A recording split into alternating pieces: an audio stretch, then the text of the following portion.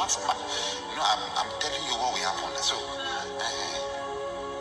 while at that event, military men will come in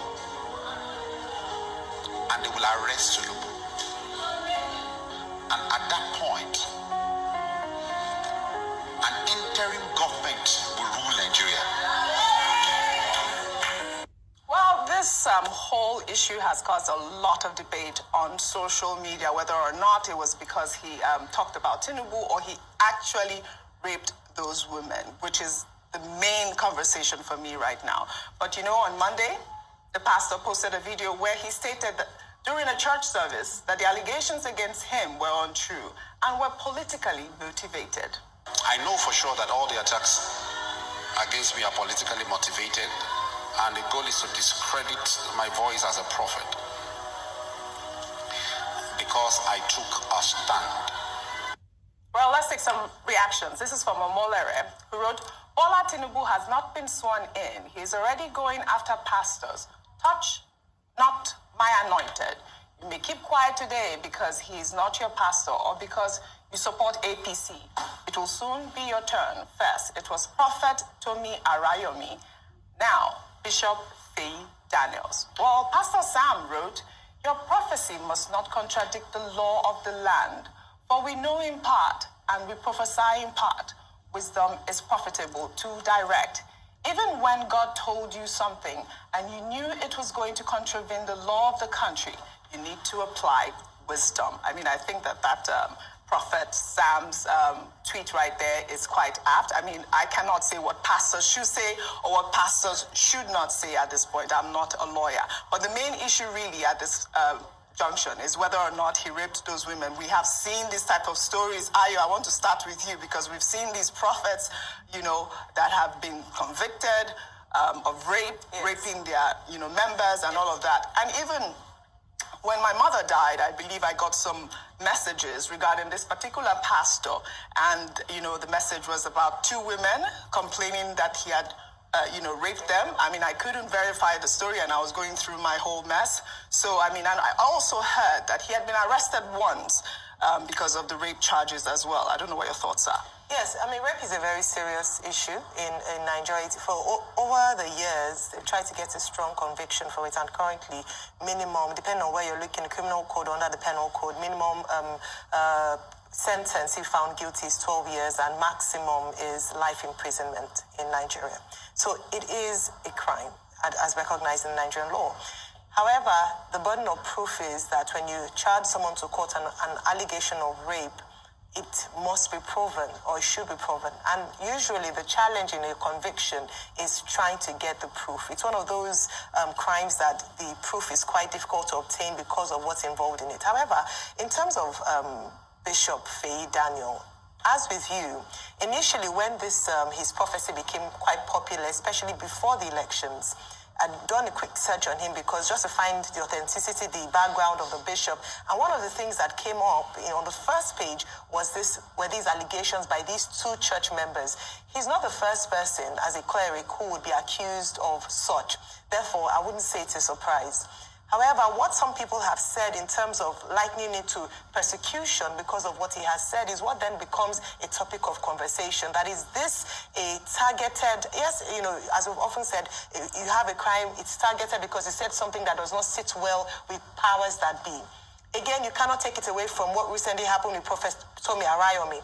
What Nigerians have feared is the suppression of religious freedom, and that a crime that's done can then be used against you, because the same fervor should be used to arrest immediately. The man, Malam Yuri in Adamawa, who has been accused, and on this show we said the same. So it shouldn't be seen as different sets of law or action depending on who you are in Nigeria. That's where the challenge is, the swiftness of this and the fact that it's come just after he's made these claims. Absolutely. Dr. Bati, really quickly. Well, I think it's important that we make a distinction between the law and shamanism, because the entire structure of your presentation, there are two separate things. A pastor is not above the law. Yes. At issue here is that this particular bishop is being accused of rape in two instances.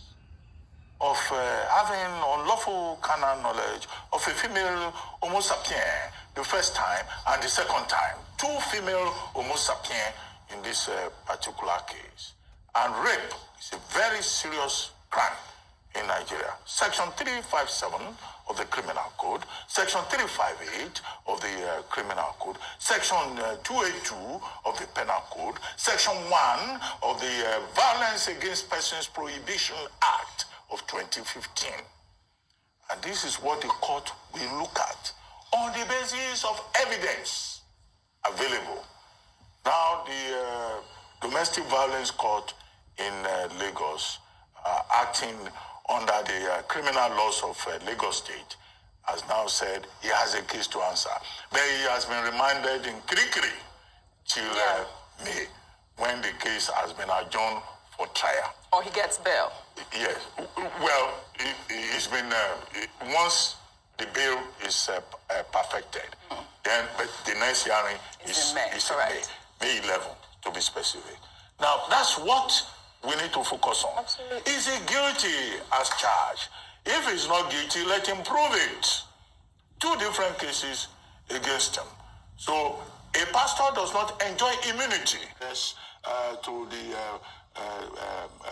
geographical space of a female Homo sapien. All right. However, the point that has been made about rape is that we need to review the relevant sections dealing with rape in our laws, in the Criminal Code and in the Penal Code, because it's usually very complex to prove, because the standard proof in the Evidence Act is penetration.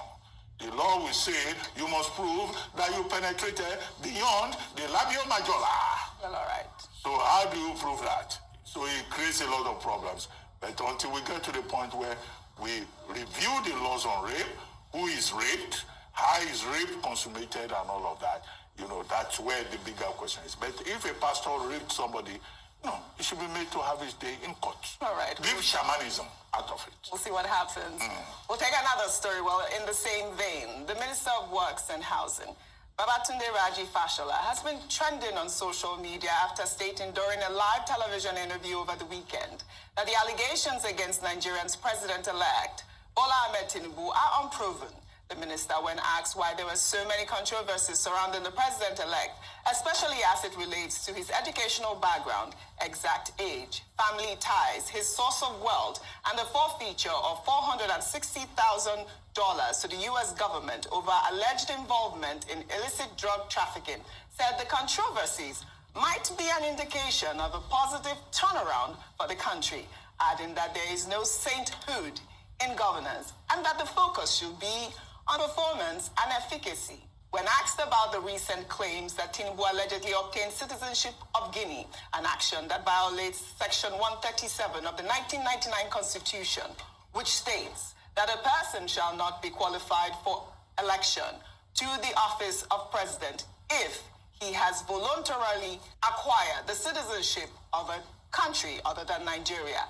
The minister denied any knowledge of TINUBU's dual citizenship and said that the part of the Constitution that he recognizes is that Nigerians are allowed to have dual citizenship. Well, let's take some reactions. This is from Eriru Lua. One clever tactic used by smart lawyers is to avoid the questions and use an example to make the question seem irrelevant. He answered the questions by not answering it in a way that could jeopardize his interest. Mr. K, coming to you. I mean, this story has been trending since Sunday. I don't know if you had the privilege to watch the interview. I mean, I think that the Twitter user was quite correct because you could see Minister Fashola evading most of the questions. But, the main topic which has been trending, which trended over the weekend was the passport, the Guinean passport of Bola Ahmed TINUBU. We took the story yesterday, but we didn't have much time to discuss that. I don't know what your thoughts are. I'm sure Ruben will, as a lawyer with so many years of experience and more knowledge of the legal side of it, but looking at it just from a journalist's perspective, I will say that the first thing that is clear is this is what the Constitution say in terms of if you're going to be a president of Nigeria, you can't there are certain things you can't do. This is one of them. And then the second point that has been raised from what I've read online is that this was not declared in the form that was presented to INEC. And if you take an oath and you sign that you swear that everything in that document, this is the truth, and you fail to indicate that you have another citizenship in that form, then you would have lied under oath. If that is true, then the law, please let me be very clear. If that is true, because I don't know what the truth is at the moment. If that is true, then that will be something that has to be looked at by a court of law that will judge it very properly. And let me just quickly chip in. With regards the prophet, the bishop, I will always side on the, I will only err on the side of caution.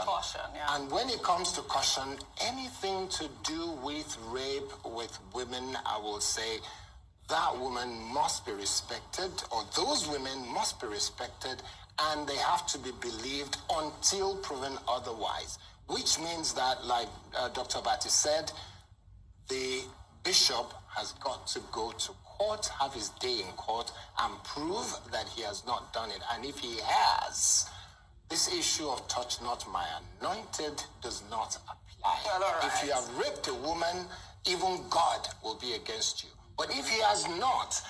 Well, very briefly, I mean, I think the point has been made. The Nigerian Constitution recognizes dual nationality.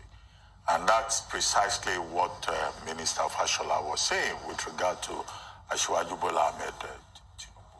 Although some people have been quoting Section 317 sub 1, saying that, oh, if you have the nationality of another country, but what people must be reminded of is that you don't read one section of the Constitution in isolation. You read the Constitution conjunctively. Because if you go to Chapter 3 of the same Constitution dealing with citizenship, it makes it very clear that, look, if either of your parents were born in Nigeria or you were born in Nigeria, then you are a Nigerian citizen. So I don't think that in the eyes of a reasonable person, anybody will say, oh, Asiwaju Bola Ahmed Tinubu is not a Nigerian within the purview of the law.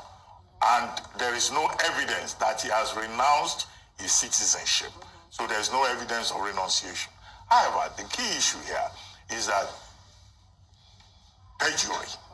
What did he put in his form EC89? I've seen some documents online, but are those documents valid? Right. The people who are making the allegations, can they prove it in court? And that was why I said yesterday that, you know, whoever is aggrieved should go to court, which is the Nigerian mantra, instead of, you know, propaganda or emotionalism that we have seen around the subject. But one major point that Minister Fashola made that I think is important is that he said there are no saints in politics. Whether it's in where it was with specific reference to Nigeria, where you won't find saints anyway. Also in England, where the Prime Minister